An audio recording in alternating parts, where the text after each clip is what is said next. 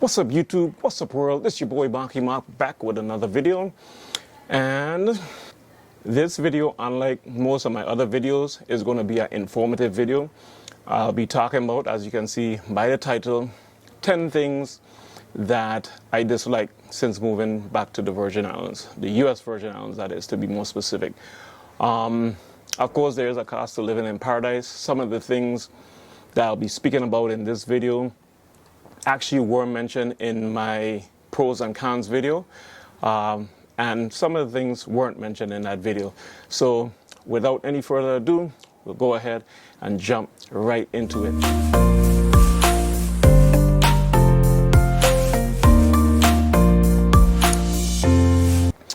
Okay, so as mentioned, I'll be talking about 10 things that I dislike since moving back to the US Virgin Islands.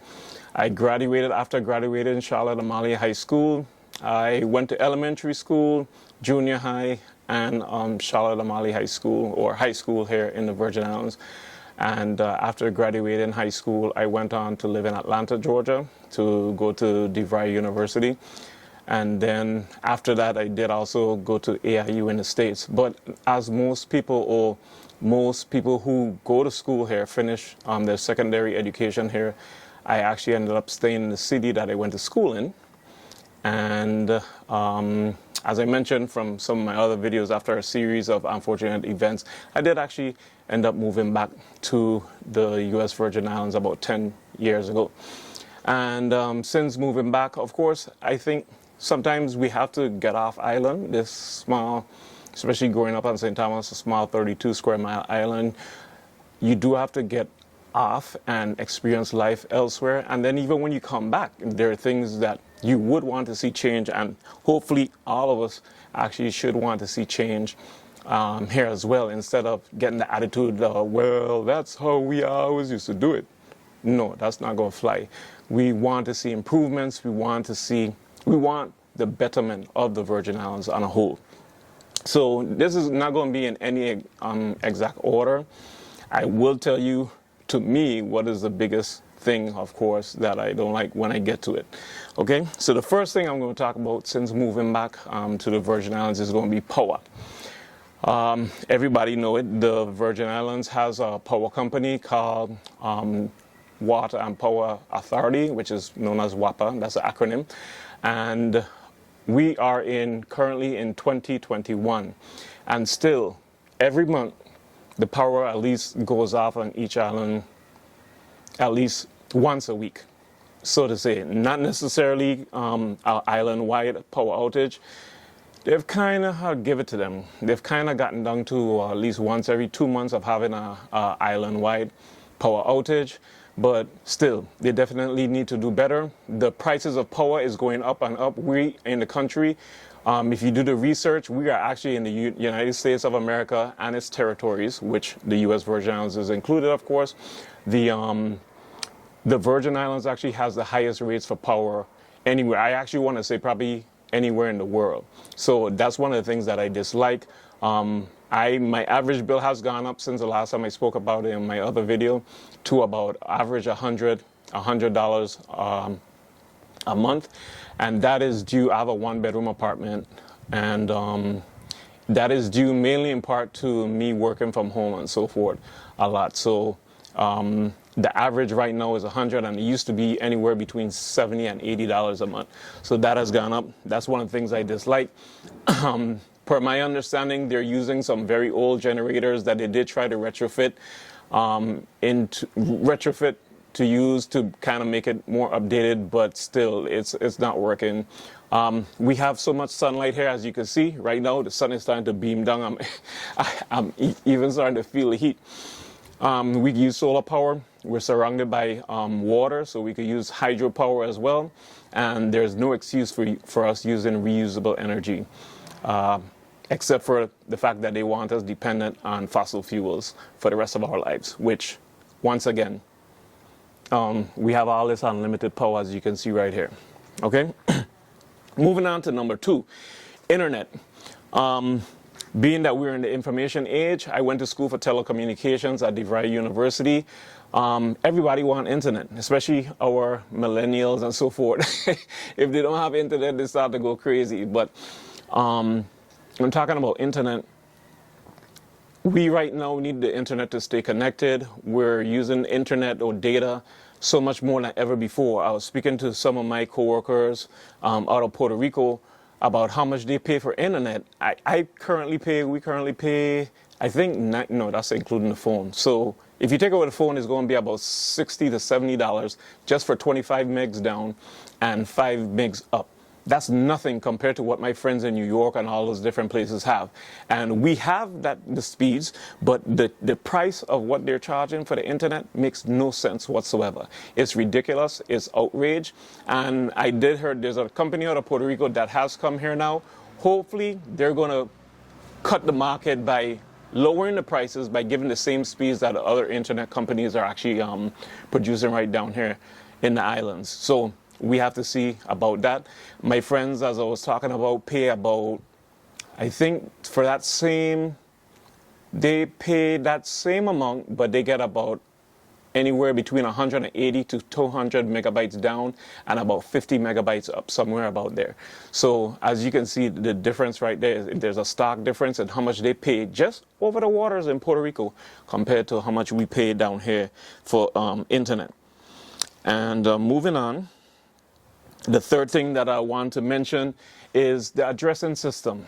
Once again, we're in 2021. The other day, unfortunately, and I'll mention it also, I had to call the ambulance for one of my family members, and still, you can't give 911 your address, and the ambulance is able to navigate to put the address you give them. You can't punch in the directions exactly in GPS, Google Maps, or whatever. What you have to do is just wait outside and wave. You hear the ambulance coming around, they go whoop, whoop, whoop, whoop, whoop, whoop, whatever with the sirens. And there's not an addressing system like you would meet anywhere in the world that you can actually punch in the address and get to that address safely without having to, once again, get directions, get a landmark and so forth. Down here, you basically have to be a botanist to know your different trees and so forth, to be able to navigate your way around. So that's the third thing, as I mentioned, that I don't like since moving back to the Virgin Islands. The fourth thing I'd like to mention, which in my estimation is actually the worst thing down here, I think that would be the top of the list that I really, really, really, really, really, really dislike since moving back to the Virgin Islands, and that's actually going to be customer service. Customer service is basically non-existent. I think partially in part to the fact that a lot of cases where people have been working, they've been working for years, it might even be their family members own the business and so forth, and they have a don't care attitude, like whatever, I could treat you however you want, I still gonna keep my job at the end of the day and so forth. I bring this up to mention, and I was in the post office the other day. I had mentioned which post office I was into. I was in the Frenchtown post office.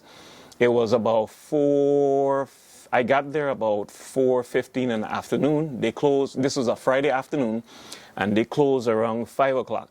The line was out the door. And there was a lady who came in, about 2 people behind me, so she probably got there about 4:25, if anything, 4:30. And around 4, there wasn't even anyone to explain. Sometimes there's a separate line for the services you need as mailing out something and so forth, and there's a separate line for just picking up packages alone. And there wasn't anyone to give any direction to as to what was exactly going on. So when I figured that out, I got in the line. Well, someone did come out and separate the lines and so forth a little bit later, about 10 minutes later.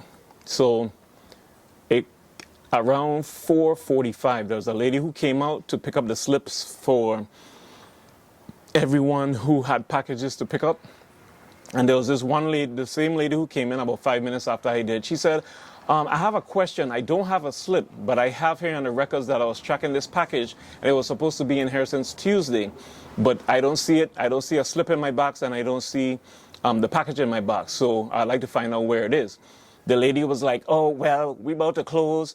We're about to close in 10 minutes, and I don't know why you just now here coming now. Once again, the lady had been there already almost 20 minutes, you know what I'm saying? Waiting in line to somebody to ask the question, like, where's my package? So you're going to just have to come back tomorrow because we're about to close. That's not customer service, number one. So as I say, there are several situations that have meant me, I'm the kind of person I would take my business elsewhere, but in that case, like, where can you take your business? Is the U.S. Postal Service. So I just like to say that to say that's an instance in which you would see a lot of people could feel like they treat you anyway because you don't have any other choice of going any other place. I feel, taking that back to even WAPA, I kind of feel that's the reason why WAPA does what they do to us, because we don't have any other place to take our business, so to say, unless you're going to go off grid. So that's what I say. That was number 4, and on the top of my list for why I dislike living down here. The next thing is going to be transportation. For transportation on the island, we have what they call safaris, which is open air vehicles, and they go around just a certain part of the island, more or less the inner part of the island, the downtown area, and out to, well, the eastern end of the island, which is Red Hook. But if you have to go anywhere westward, which is the area of town where I live, it's hard to get a ride out there. So if you don't have a car or a friend who could drop you and so forth, it'll be very hard to get around. Since COVID, I think the public transportation has actually started running again. I'll have to actually check that. But even still, when they do run, it's few and far between, and it's like you can't even depend on the schedule to say you're going by the schedule to see how they're running that particular day. So transportation is real hard, especially when it comes to even after hours, because after hours you can't catch a safari. They have taxi drivers here. That's another thing on a segue. Taxi drivers sometimes are kind of rude. Taxi drivers don't really run after 7 o'clock. And it's really hard to get around, to get a taxi. If you come down here on vacation and you want to go anywhere in particular, you're going to want to make sure you get back or speak to that taxi driver and make sure he can come back and pick you up after you're done going out to to dinner or wherever you go to that night to party. The next thing on the list is going to be cost of a plane ticket. Now, I did speak to someone who said it might not be something that could change, but I do know some senators back in the day were trying to make arrangements wherein local Virgin Islanders could get a special fare to come down here. Being that we live on a tropical island and a major tourist destination, there are a lot of people who there are a lot of Virgin Islanders living abroad, but we basically have to end up paying tourist prices to come back home. And so there was a move by some senators back in the day to plea to the airlines to see if they could actually drop the cost of local Virgin Islanders tickets. But that's up in the air, and I don't know if someone could explain how that works to me a little bit more. I know it's based on taxes and even the fuel, cost of fuel. But possibly it could be another way that they could once again provide lower cost of transportation to local Virgin Islanders living down here, because we do have family and business between here and the mainland, and we do like to travel. It would be nice to travel without having them to pay those extra costs for transportation.